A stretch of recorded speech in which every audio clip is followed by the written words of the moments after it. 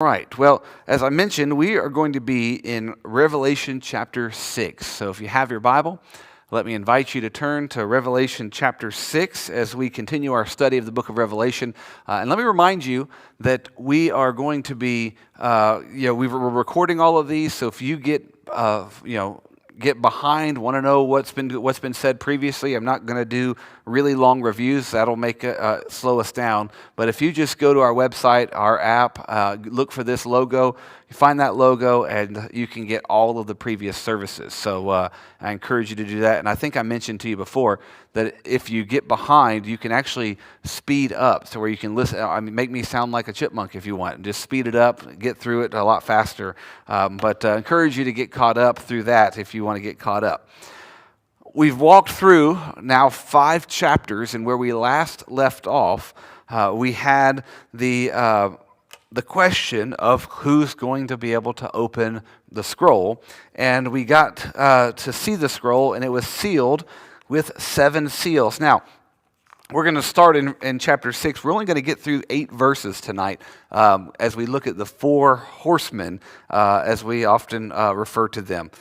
But as we get into here, I want to remind you that what we've had is a glimpse of heaven in chapter 5. You know, we've had this glimpse, actually chapter 4 and 5, this glimpse of heaven where you have this scroll. There's 7 seals on the scroll, and I told you that's indicative of often important documents would have those seals. They'd be the scroll. This is a scroll that's full. It's written on the front and the back. Those seals would have been like wax, and then they'd have their signet ring stamped in there. So you have the most important documents sealed with 7 seals. And of course, the 7 seals match with what we're going to see in the book of Revelation. And I've told you that the way I understand this book is not a chronological series of this event and this event and this event. It's what I call recapitulation. That's not a term I've coined. It's what theologians describe as basically a story that's told one time, and then it's told again with greater intensity, and then it's told again with greater intensity. And so we're going to see 3 times this story is going to be told. There's going to be 7 seals, and then there will be 7 trumpets, and then we're going to see 7 bowls. And the reason that we see these as recapitulations is because they have a lot of similarities. One, obviously, there's series of 7. Every single one of them have the end of the world. Every single one of them described the end of the world. And so we're going to see that as we look at these seals. It ends with the end of the world. When we get to the trumpets, you have the end of the world. When we get to the bowls, you have the end of the world. They all have interludes between the 6th and the 7th. So as we get to the 6th seal, we're going to see it opened, and then we're going to have an interlude, and then we're going to get to open the 7th seal. The same thing's going to happen with the trumpets. They're going to have the 6th trumpet, and then an interlude, and then the 7th trumpet. With the bowls, there's the 6th bowl, and then an interlude, and then the 7th bowl. And you're going to see an intensity build up, and I'll describe that a little bit as we look at the text tonight. But each time this story is told, it's told with greater intensity, with greater detail, and things get more, I guess I'd say there's more drama each time that the story is told. And so when we left in chapter 5, the question in chapter 5 was, who is worthy to open this scroll? The scroll, of course, being the story of God's will for the world. It's essentially, the scroll is the story of salvation. What is God's ultimate plan for the world? How is the end of the world going to unfold? Well, once the scroll is opened, we will see how that happens. But I want to be clear that keep in mind that if you have a scroll that's sealed with 7 seals, just because you've opened 1 seal doesn't mean you've been able to read the scroll. But John gives us, with the breaking of each seal, he gives us pictures. If I've got a seal, or if I've got a scroll and it's got 7 seals on it, I'm not going to know what the scroll says until I break the 7th seal, and then I can read the whole scroll. But John uses each one of these seals to kind of give us more drama. So he's basically telling the story of the scroll with each time there's a seal that's broken. It's a literary technique. It's a storytelling technique to bring drama and imagery to it. So understand that the process of unsealing it doesn't slowly disclose the revelation. You don't get it until, you can't read a scroll until all 7 seals are broken. But John's going to use each seal as a way to kind of tell a different part of the story. And so let's just pick up. We'll start in verse 1 and we'll read through verse 8. John writes and he says, "Now I watched when the Lamb opened one of the 7 seals. And I heard one of the 4 living creatures say with a voice like thunder, 'Come.' And I looked, and behold, a white horse. And its rider had a bow, and a crown was given to him. And he came out conquering and to conquer. When he opened the 2nd seal, I heard the 2nd living creature say, 'Come.' And out came another horse, bright red. Its rider was permitted to take peace from the earth, so that people should slay one another. And he was given a great sword. When he opened the 3rd seal, I heard the 3rd living creature say, 'Come.' And I looked, and behold, a black horse, and its rider had a pair of scales in his hand. And I heard what seemed to be a voice in the midst of the 4 living creatures saying, 'A quart of wheat for a denarius, and 3 quarts of barley for a denarius, and do not harm the oil and wine.' When he opened the 4th seal, I heard the voice of the 4th living creature say, 'Come.' And I looked, and behold, a pale horse, and its rider's name was Death, and Hades followed him. And they were given authority over a 4th of the earth, to kill with sword, and with famine, and with pestilence, and by wild beasts of the earth." So here we have just the first 8 verses in Revelation chapter 6, and we get the glimpse of the breaking of these seals. Now we're only looking at the first 4 seals as they break, but we often refer to these horsemen as the 4 horsemen of the apocalypse, because as we read this, we read each one brings with it what seems like more doom. And so what I want us to do is just kind of walk through and look at each horseman, each horse, and kind of give us the imagery that's being unfolded there. Now, I'll tell you, we're not going to take time to read this, but I'll tell you that John is very likely pulling from the book of Zechariah. Zechariah chapter 1, verses 8 through 15, chapter 6, verses 1 through 8, and his 8 visions. There you have these pictures of these chariots. And so it's very likely that that's kind of where John's pulling this imagery. John is steeping all of this vision into the Old Testament. But let's start with the very first horse. John writes, he says, "Now I watched when the Lamb opened one of the seals, and I heard one of the 4 living creatures say with a voice like thunder, 'Come.'" Now, I'll just pause there and give you what is probably an insignificant textual note, and that is that the question that we're not 100% sure of is who is being asked to come. Is the voice saying to John, "Come and see," or is the voice saying to the horse and the rider, "Come"? We don't know. It really doesn't make that big of a deal as far as the unveiling of what's taking place. But I just thought I'd throw that, what I would consider an insignificant textual note. Nevertheless, with a voice like thunder, you hear the word "come." And he says, "I looked, and behold, a white horse, and its rider had a bow, and a crown was given to him, and he came out conquering and to conquer." Now, here we have the first of these 4 horses, the white horse, and the white horse has a rider on it. The rider is wearing a crown, and the rider has a bow. And what do you think might be our immediate thought as to who the rider is? Any guesses as to who this rider might be?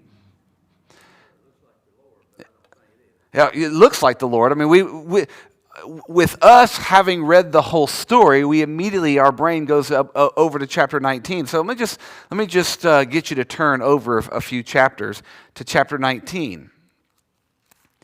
In chapter 19, verse 11, John is writing and he says this, "Then I saw heaven opened, and behold, a white horse.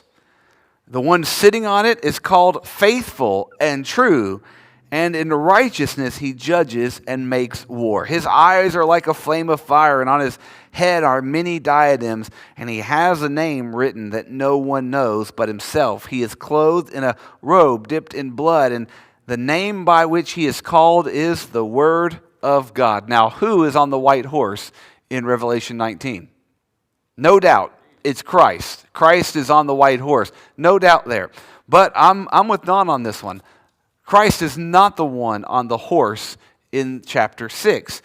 Here we have this, the white horse, we immediately think of victory, but look at the differences here. When we look in chapter 19, you've got clearly a description of righteousness. Of course, white being a color of righteousness, white also being a color of victory. We would immediately think, well, what's happening here is this is Christ, right? He's victorious. But in chapter 19, he's called Christ. He's called the Faithful One. He's called the Word of God. There's no doubt here. None of that language is found here in chapter 6. In chapter 6, all you have is, "I looked, behold, a white horse, and its rider had a bow."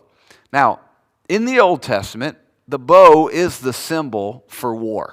It's the symbol of somebody who is at war. And John even gives us a description about this. It's somebody who has a bow, and a crown was given to him, and he came out conquering and to conquer. I know that sounds a little awkward in our English, but essentially saying, and conquering, he came to conquer. In other words, it's emphatic. This is somebody who is victorious. He's got a bow in his hand.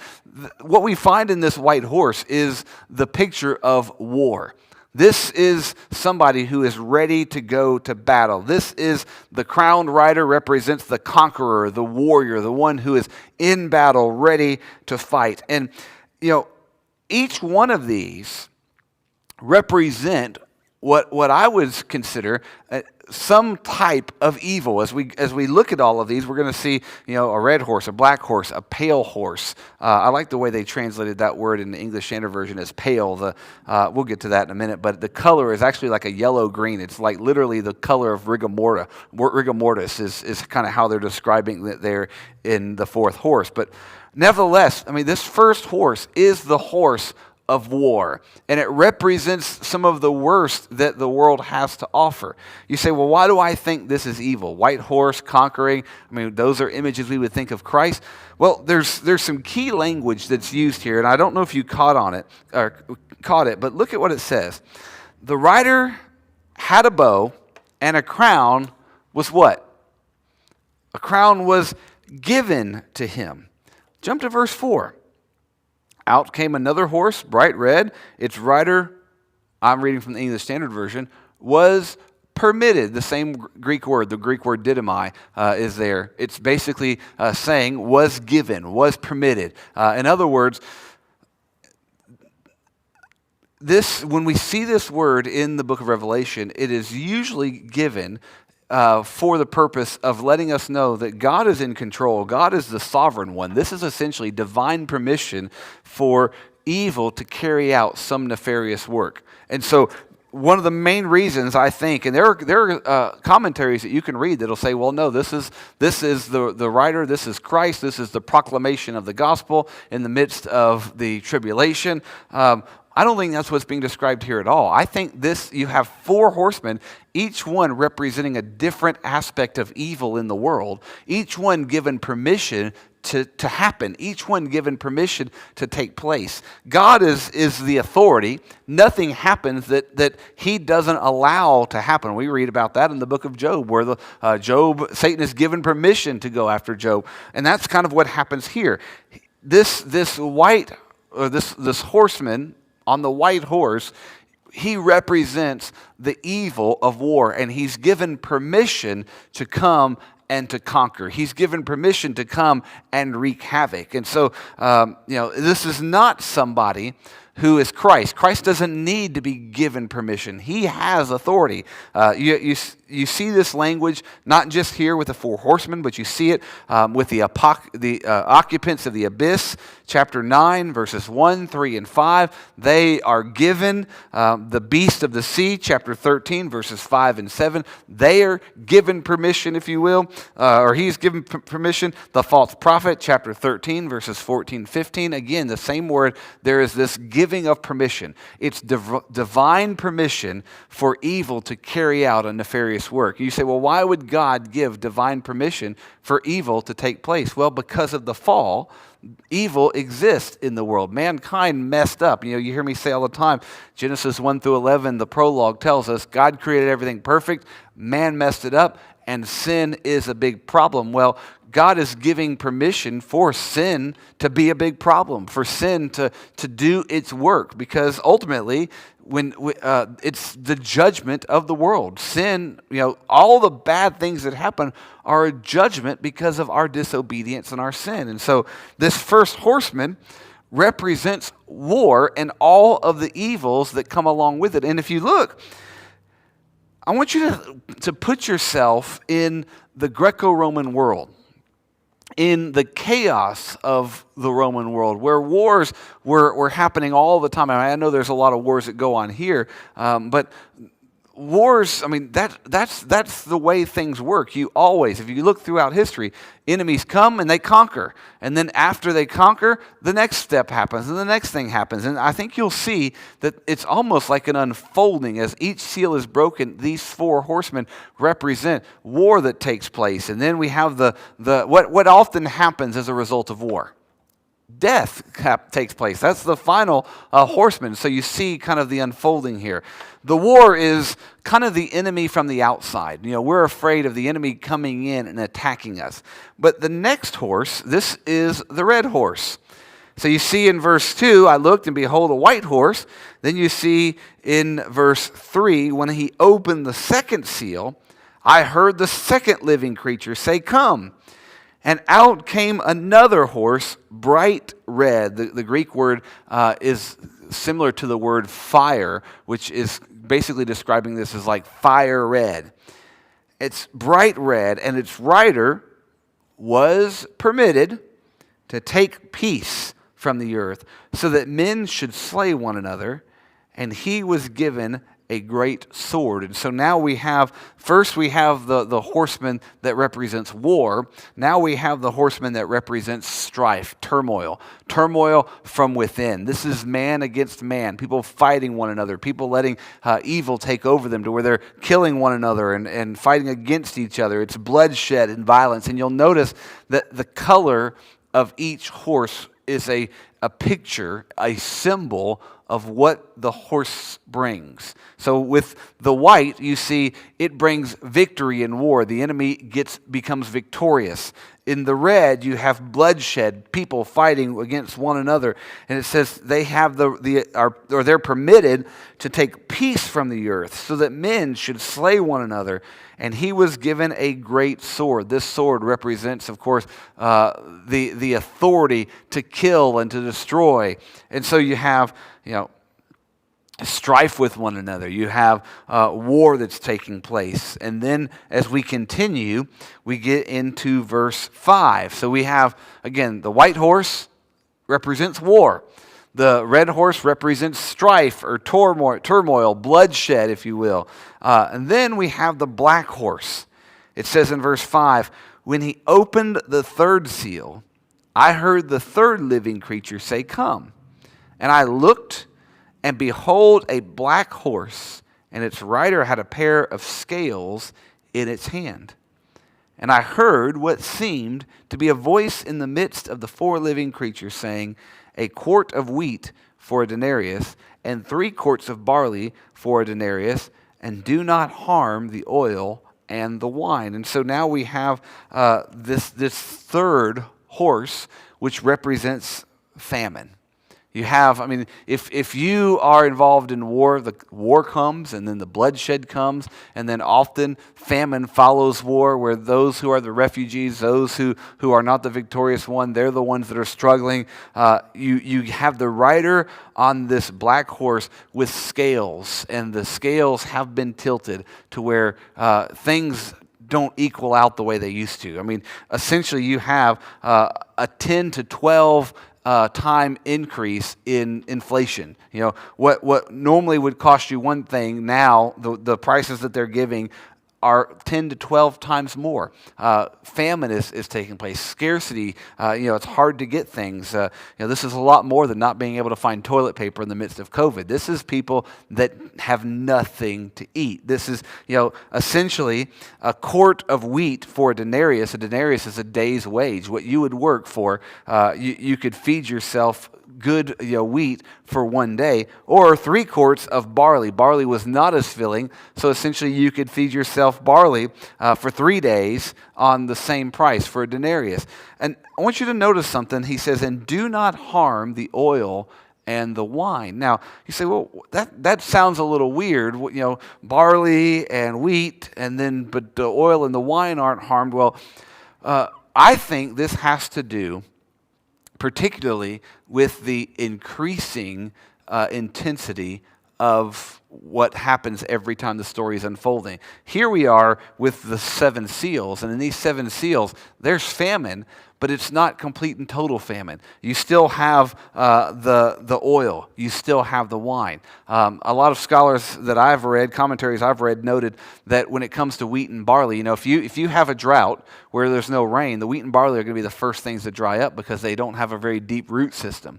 The olive trees and the vines have a much deeper root system, and so they're not going to be as harmed by the famine as quickly as the wheat and the barley. And so here, I think the description of the wheat and the barley being harmed first, those prices going up, and the oil and the wine not going up just yet, shows that we haven't gotten to the intensity, and we're going to see the intensity increase even more when we get to the 4th seal. But here we have, this white horse representing war. We've got a red horse representing strife. We've got a black horse representing famine. And so all of these things are the events that are the worst of society. And now, I don't believe that what we're describing here is some future tribulation. I believe what is being described here is the events, the evils in the world as they exist today and as they existed in the 1st century. What's being described here in these 4 horsemen are not some future famine, not some future war, not some future event, but they represent the epitome of evil today. What's the worst things that can happen on the earth today?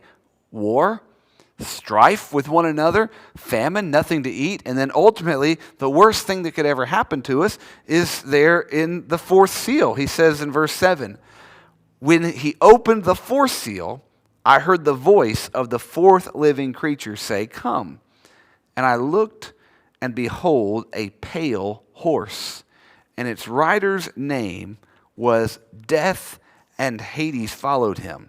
And they were given, notice again the same language, authority over 1/4 of the earth to kill with sword, with famine, with pestilence, and by wild beast of the earth. And so we finally have the 4th of the 4 horsemen. This is the pale horse. Now I told you the word that's being used there is a word that describes a color that's kind of yellow, green. It's just kind of a putrid color that you would think if death were a color other than black, imagine a body that's decaying. That's that yellow-green color. That's the color of this horse. And of course, we don't have a description as to who's, what they're carrying. I mean, you have the white horse, and it describes the rider as he's got the crown. You've got the red horse, and this rider has is permitted to take peace from the earth so that men should slay one another, and he's got the sword. And then you have the third, so the rider of the third horse is black, and he's got the scales. And so each one is described as holding something, and what they're holding represents what they're accomplishing on the earth. The seventh, or verse 7 just tells us, hey, this is the fourth seal, it's being opened, and there's another horse. This horse is the color of somebody that's dying and decaying, and the rider of the horse isn't carrying anything. It's just death himself, and Hades follows. So it's death and Hades. And they were given authority over a fourth of the earth. You'll notice, again, with recapitulation, every time the story is told, it's going to increase in severity. So we talked about how this famine wasn't a total famine. It hadn't gotten so bad that there's no wine or there's no oil. But verse 7, death and Hades, what do they have? They get a fourth of the earth. Now, this is not geographic. They don't just get like, okay, we're going to take this fourth. It's just kind of, they kill a fourth of the earth. But you'll notice in the trumpets, it's not a fourth, it's a third. So there's more death, there's more destruction. And then you get to the bowls, and it's complete and total. And so, again, a re-intensification every single time you get the seals and the trumpets and the bowls. It's all leading to the same story, the end of the world. And so as we continue to look in chapter 7, we're going to see that. But notice the four ways that death is going to kill people. It is directly from Ezekiel chapter 14, verse 21. It says, "And look and behold a pale horse, its rider's name was Death, and Hades followed.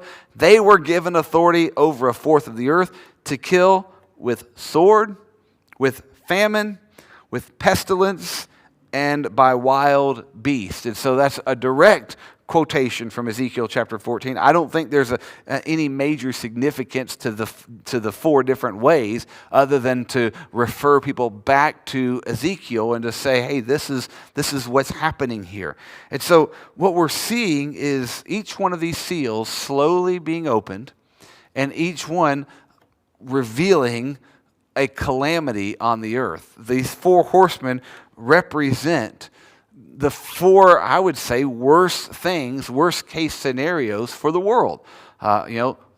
War, worst case scenario. Strife, where people kill one another, worst case scenario.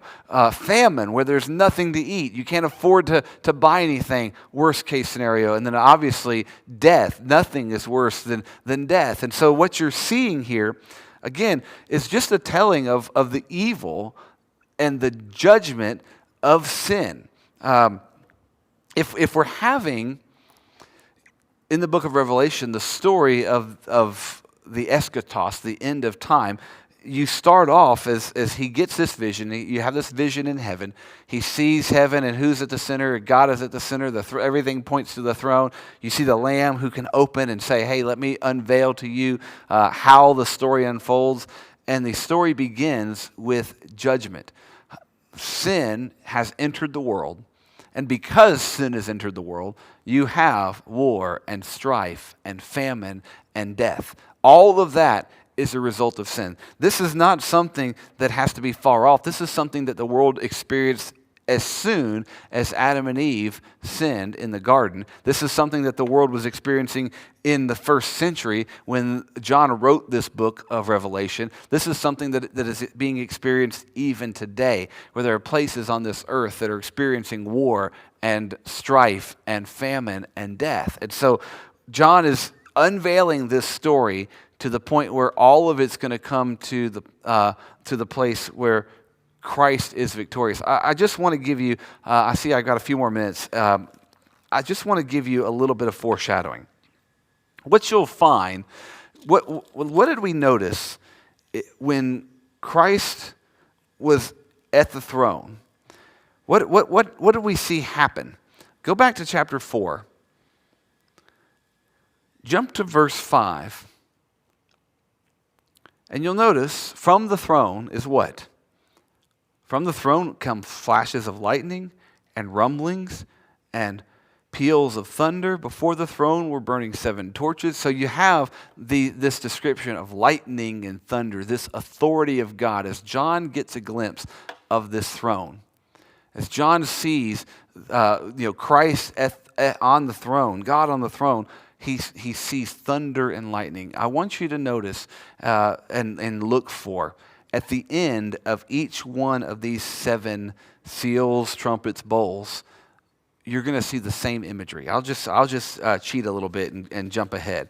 You go to chapter 8.